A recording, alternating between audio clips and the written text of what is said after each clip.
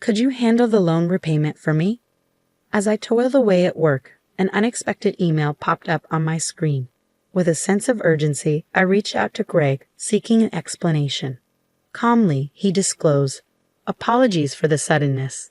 I've met someone and I've made the choice to embark on a new journey with her." Shock washed over me as he revealed his intention to abscond with the luxurious car we'd recently acquired under my name, financed through a loan. Despite my fervent pleas, my husband brushed them aside, abruptly ending the call before vanishing into silence. Ultimately, Greg vanished alongside his mistress, leaving a mountain of debt in his wake. As a mother to our 10-year-old son, I found myself thrust into an unimaginably unjust circumstance. Lost and overwhelmed, I grappled with a mind rendered blank by the enormity of it all. At 35 years old, I, Hannah, found myself navigating uncharted territory. Greg, my husband, shared the same age, and together with our son Ryan, we were once a family of 3. Since he was young, Ryan had displayed remarkable intelligence, often delving into papers on the computer and seeking my opinion on them.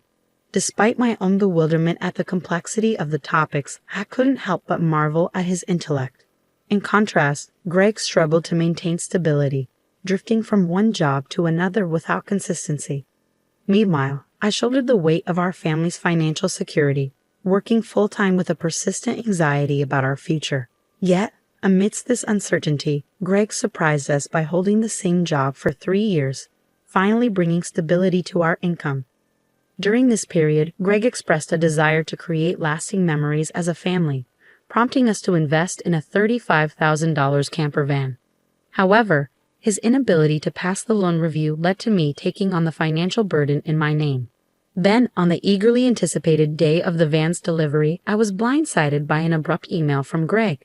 His message conveyed his intention to claim the camper van since the loan was in my name, leaving me responsible for the repayments. Bewildered, I immediately reached out to him, desperate for clarity on his sudden decision. As I toiled away at work, an unexpected email notification caught my attention. "What's this about?" I inquired, my heart pounding with apprehension. Greg's voice on the other end was unsettlingly calm as he delivered the shocking news. "I've fallen for someone else and decided to pursue a relationship with her." Stunned, I struggled to comprehend his words. "What do you mean?" I pleaded, my voice trembling with disbelief. His response was callous. "It started as a fling, but it's become serious. I'm starting a new life with her. Goodbye." With those words, he abruptly terminated the call, leaving me reeling in shock. That exchange marked the moment I realized the depth of Greg's betrayal, a devastating blow that left me shattered. Despite our previous disagreements and the looming threat of divorce, I never fathomed he would take such drastic action. I had the divorce papers ready, I recalled bitterly. He promised to file them. Yet, as I searched for them, I discovered they were gone, leaving behind only a lingering sense of betrayal. Returning home from work, I found myself staring at the empty drawer where the divorce papers had once resided, a silent testament to the shattered remnants of our marriage. In their absence, I was left burdened with the weight of a substantial debt from the $35,000 car loan we had taken. Despite my desperate attempts to reach out to Greg through emails and calls, my pleas for closure remained unanswered, leaving me adrift in a sea of unanswered questions. Ryan, ever perceptive, noticed my recent change in demeanor and approached me with concern after dinner. "Mom, what's going on? You haven't been eating much lately." "Are you all right?" he inquired, his voice laced with worry. "Oh, I'm just a bit tired, I guess," I replied, attempting to brush off his concerns. "Did you know that when people lie, they tend to look up to the right?" Ryan remarked, his observation catching me off guard. "I've noticed Dad hasn't been home for 3 days. Did something happen between you two?" he pressed further. Taken aback by Ryan's astute questions, I took a deep breath, realizing I could no longer evade the truth. With a heavy heart, I made the decision to confide in him. "Well, you see," I began, preparing to lay bare the painful reality of our situation. "I understand," Ryan responded calmly, surprising me with his composed demeanor. "It's not entirely unexpected given how things have been lately." Despite his outward composure, I couldn't help but feel a pang of sadness for him. I knew that beneath his brave facade, he must be hurting. As I struggled to cope with the weight of our fractured family, I threw myself into work, desperately trying to distract myself from the turmoil within. However, my body betrayed the facade of strength I sought to project, and my health began to deteriorate. Despite my attempts to soldier on, I found myself unable to even stand during a training session at work, eventually collapsing from exhaustion. When I awoke, disoriented and frightened, I found myself in a hospital room, surrounded by concerned faces. The doctor's diagnosis cut through the haze of confusion. I needed further examinations, and I was to remain hospitalized. Feeling utterly defeated, I couldn't help but berate myself for succumbing to what I believed was merely emotional stress. In that moment of vulnerability, Hannah couldn't shake the overwhelming sense of self-reproach and despair. As I lay in the hospital bed, staring at the IV drip snaking into my arm and the sterile expanse of the ceiling above, tears welled up involuntarily. In that vulnerable moment, Ryan burst into the room, his usually composed demeanor shattered by concern. Hastily, I wiped away my tears, trying to summon a reassuring smile as he approached. "What's wrong, Mom? Is it serious? You're going to be okay, right?" Ryan's voice quivered with worry, his young face etched with fear. "Of course, sweetie. I'm not going anywhere," I reassured him, mustering all the strength I could. His relief was palpable as he explained. "The school called me and said you were rushed to the hospital. I was so scared. I thought—" His words trailed off, a poignant reminder of his tender age despite his usual maturity. It filled me with a renewed determination to fight, to get better for his sake. But as the days passed, my condition only worsened, and a grim diagnosis was delivered. I needed surgery, and I needed it urgently. With little time to spare, I heeded the doctor's advice and underwent the procedure, hoping for a swift recovery. A month had slipped by since Greg's abrupt departure when I finally returned home from the hospital. Amidst the pile of neglected mail, a demand letter for the car loan payment caught my eye, sending a wave of panic coursing through me. It should have been deducted automatically, I muttered, confusion mingling with frustration.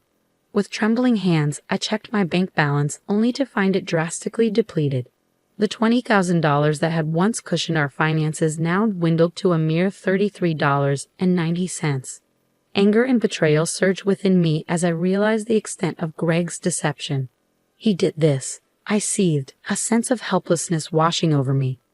Desperate for answers, I longed to confront him, but his absence loomed large, leaving me grappling with a daunting uncertainty. Without the camper van, I found myself in a bind. I couldn't sell it to recoup any losses. Greg's departure cast a shadow over everything, plunging me deeper into despair. Witnessing my distress, Ryan reached out, placing a comforting hand on my forehead. "You look pale. Are you feeling sick again? You don't have a fever, though," he observed, his concern palpable. Physically, I was fine, but the weight of our dwindling finances bore heavily on my shoulders. Your father not only took the car but also drained our savings. With my health still fragile, I can't return to work. And now we're left with nothing, I confessed, my voice heavy with resignation. Understanding the gravity of our situation, Ryan refused to let despair take hold. "I'll deliver newspapers and I'll scour the internet for any job opportunities," he declared, determination gleaming in his eyes. Inspired by his resilience, I resolved to push through adversity. "I can't afford to be weak," I muttered, steeling myself against the challenges ahead. With a smile, Ryan echoed my determination, his unexpected suggestion sparking a glimmer of hope. As he outlined his plan to reclaim the camper van, I marveled at his ingenuity. "But how can we do that?" "The van is in your name," I pointed out, puzzled by the logistics. "That's true, but what if—" Ryan's suggestion left me speechless, the idea far beyond anything I had imagined. Yet, as he explained his strategy, a flicker of optimism ignited within me. "And we have no clue where your father is," I added, grappling with the uncertainty of Greg's whereabouts. "Let's check my phone," Ryan proposed, a memory surfacing of a previous hiking trip where he had momentarily strayed. "Remember when we got lost? We bought a kid's cell phone with a GPS app, accessible to both Dad and me." With renewed determination and a glimmer of hope, we set out to turn Ryan's ingenious plan into reality. With the tracking app providing real-time updates on Dad's whereabouts, Ryan shared his findings with me. "He's been moving around a lot," he noted, prompting my curiosity. But what if we confront him and he slips away again? I voiced my concern, to which Ryan responded with a reassuring smile and a cryptic statement. "Don't worry. I've got it covered," he assured me. His words left me stunned, realizing that Ryan had taken matters into his own hands while I was in the hospital, accomplishing something extraordinary. "I can't believe such a clever child came from me," I marveled, acknowledging his resourcefulness. He had even uncovered information about Greg's mistress. "All right, let's show Dad who he's crossed," I declared, ready to put our plan into action. United in purpose, my son and I meticulously prepared for the moment of reckoning. With Ryan by my side, I felt an unshakable resolve. 3 days later, a call interrupted the quiet anticipation. "It's me. Please, I need your help," the voice on the other end pleaded. Suppressing a surge of frustration, I responded coolly, "Oh, who might this be?" His identity confirmed, Greg continued, his desperation palpable. "I'm being questioned by the police. They might ask me to come to the station voluntarily. Help me out," he implored.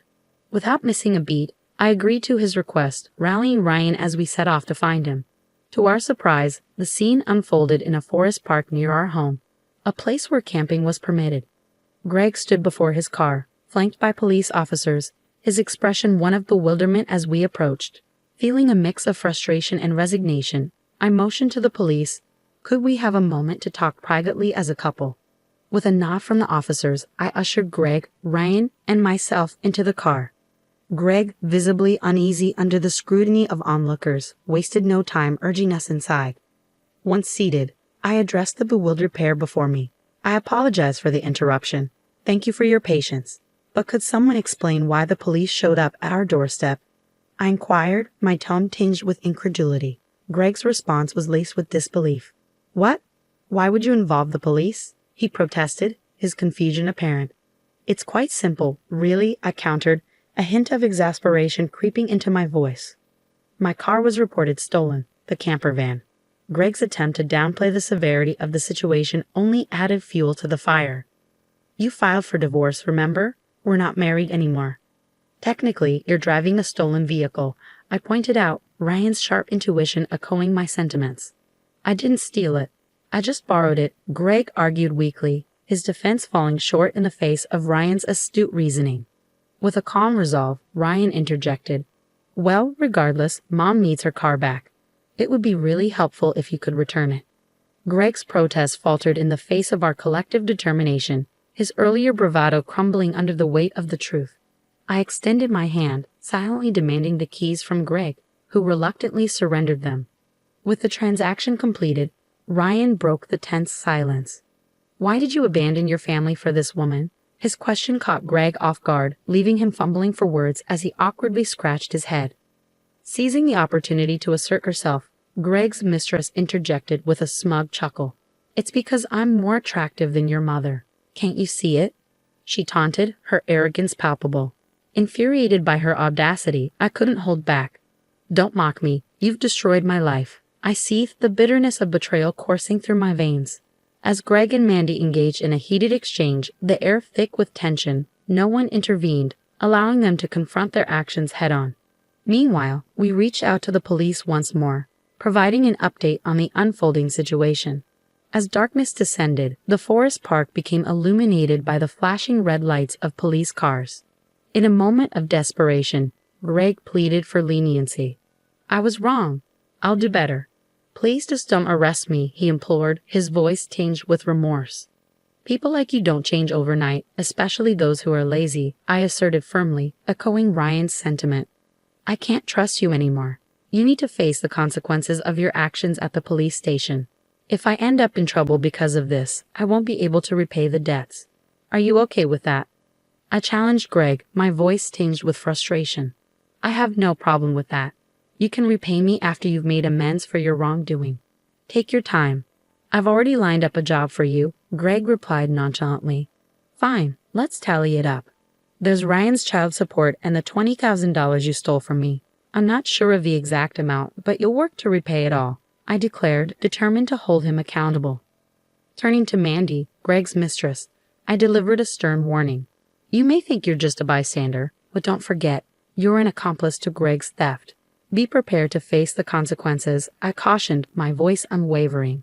Upon learning that she might be held responsible if Greg failed to return the stolen money, Mandy recoiled in fear.